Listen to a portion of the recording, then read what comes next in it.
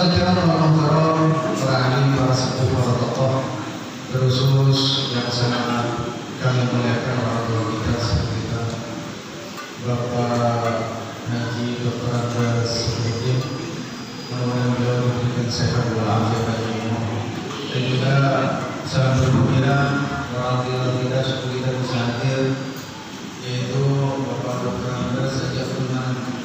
Beliau mudah-mudahan Allah diberikan sehat walafiat baginya. Amin. Mudah-mudahan Allah diberikan sehat walafiat kepada Allah Subhanahu wa taala. Alhamdulillah ya Haji Jinuddin, Bapak Daya dan para sepuh tokoh serta kawan-kawan dari yang sudah hadir bersama kita di tengah-tengah kita, mudah-mudahan tambah eksis dan berkah.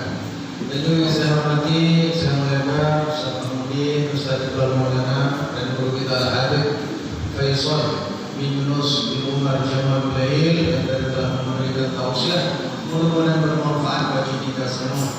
Hadirin para santriwan seperti bakti, para yang dirahmati Allah, terkhusus Ibunda Marawis yang sangat luar biasa sekali. Mudah-mudahan ini bulan Ramadan bisa diundang oleh Indonesia. Amin. Jadi tadi melihat antusiasnya anak-anak kita bergembira di syuting, tinggal lihat tayangannya besok ya, masing-masing di YouTube channel Al-Muhajirin atau Kampung Bola Channel di YouTube besok. Ya, tinggal lihat. Mudah-mudahan tambah berkah, tambah maju, tambah manfaat ilmu. Amin Allahumma amin. Hadirin yang dirahmati oleh Allah Subhanahu wa taala. Untuk menambahkan keyakinan kepada Allah Subhanahu wa taala, dikisahkan tentang datang 3 orang Yahudi, pendetanya Yahudi ke Khalifah Umar bin Khattab. Jadi kata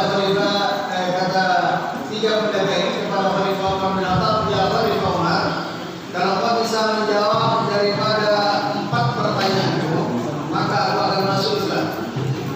Dengan sangat antusias Khalifah Umar bin Khattab menjawab, baiklah, utarakan. Kalau saya bisa menjawab, maka saya akan menjawab. Tapi kalau saya tidak bisa menjawab, saya akan minta orang lain untuk menjawab. Boleh? Boleh. Ya Khalifah, yang pertama, kapan pintu langit ditutup oleh Allah Subhanahu wa taala dan kapan pintu langit dibuka oleh Allah? Itu pertanyaan yang pertama, kata 3 pendeta. Terus yang kedua, jelaskan kepada kami 5 makhluk yang tidak keluar dari induknya.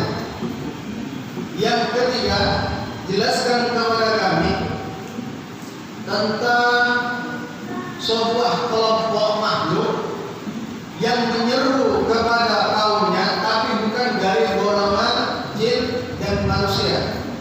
Yang keempat, jelaskan kepada kami tentang kuburan yang berjalan dengan penghuninya. Maka Khalifah Umar bin Khattab mengatakan, ini saya tidak bisa menjawab. Boleh yang menjawab orang lain? Boleh. Akhirnya tuh Khalifah Umar memanggil Yasar bin Al-Farsi, panggil Ali karramallahu, katakan kepadanya, Khalifah memanggil. Akhirnya tuh Salman Al-Farsi sambil berlari menukil daripada Sayyidina Ali karramallahu, ya Ali, Khalifah oleh Khalifah. Ada apa? Ada 3 pendeta yang menanyakan 4 hal dan Khalifah tidak bisa menjawabnya. Kalau kau bisa menjawabnya, maka mereka akan masuk Islam. Maka dengan bergegas Sayyidina Ali langsung pergi ke rumahnya Khalifah Umar bin Khattab. Setelah sampai di sana, mengucapkan salam, lalu beliau mengatakan, apa yang hendak kalian tanyakan? Tolong ulangi lagi. Ini diulangi. Pertama, ya Ali, jelaskan kepada kami kapan Allah mengunci pintu langit dan kapan membukanya. Yang kedua, jelaskan kepada kami 5 makhluk yang tidak keluar dari induknya. Yang ketiga, jelaskan kepada kami makhluk yang menyeru kepada kaumnya, tapi bukan dari golongan jin dan manusia. Iya. Yang keempat, jelaskan kepada kami kuburan yang berjalan dengan penghuninya. Maka kata Sayyidina Ali karramallahu, kalau kau tanya kapan pintu langit dikunci oleh Allah, ketika ada seorang hamba tapi dia tidak mau bertauhid kepada Allah, dia menyekutukan kepada Allah Subhanahu wa taala, maka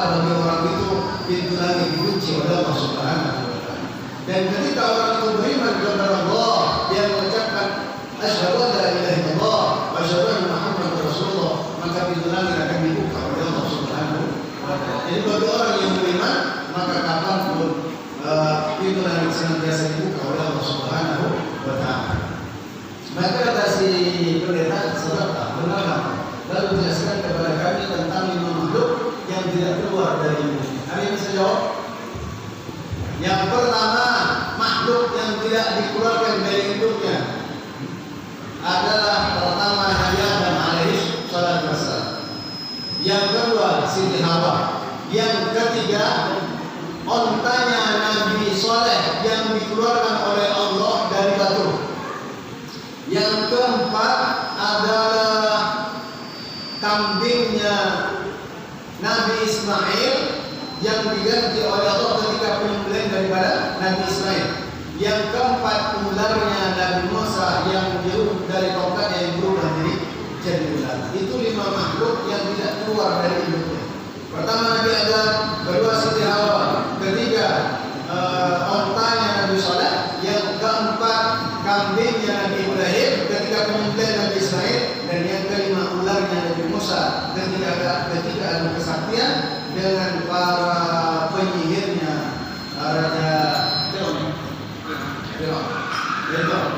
Maka kata mereka sadaqah, benar Pak. Kalau artinya orang Yahudi beriman dengan lantaran itu, ini akan menambahkan keimanan kita kepada Allah Subhanahu wa Ta'ala. Lalu kata pendeta jelaskan yang ketiga tentang semua makhluk yang menyeru kepada kaumnya tapi bukan dari golongan jin dan manusia. Maka kata Sayyidina Ali karamallahu wajhahu, itu adalah sembutnya Nabi Sulaiman ketika Nabi Sulaiman ingin menyeberangi sebuah lembah. Dikatakan dalam Al-Quran surah An-Naml ayat 18. Bismillahirrahmanirrahim. Hatta idza ta'ala wa bil namli qala namlatun ya ayyuhan naml udkhulu masakinakum la yahtimannakum Sulaiman wa junuduhu wa hum la yash'urun. Jadi kata rajanya semut, dia mengatakan ketika rombongan daripada pasukan Nabi Sulaiman melempati lembah sampai di suatu lembah, maka maka pemimpin daripada semut itu berkata, ya ayyuhan naml, para semut, dulu masakinakum, masuklah kalian ke tempat-tempat kalian, jangan sampai kalian terinjak-injak oleh Sulaiman dan para tentaranya, sedangkan mereka tidak tahu. Maka kata mereka, sadaqah, benarlah engkau wahai. Jelaskan kepadaku tentang kuburan yang berjalan dengan penghuninya. Maka dijelaskan itu tentang masalah Yunus bin Matta ketika dia menyeru kepada umatnya dan umatnya tidak mau mendengarkan. Nabi Yunus marah lantaran itu, maka Nabi Yunus berdoa kepada Allah, ya Rabb, timpakan musibah bala kepada mereka dalam jangka waktu 40 hari. Ketika ditunggu sehari, 2 hari, 3 hari sampai 39 hari musibahnya tidak datang, dia ragu kepada Allah, takut tidak diturunin azab, maka dia pergi lebih dulu dari kaumnya.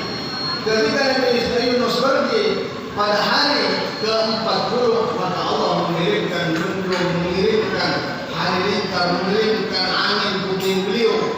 Maka pemimpin daripada kaum itu mengatakan, sudah benar apa yang dikatakan oleh Yunus, mari kita beriman dan bertobat kepada Allah Subhanahu wa Ta'ala. Ketika mereka bertobat, Nabi Yunus sudah tidak ada.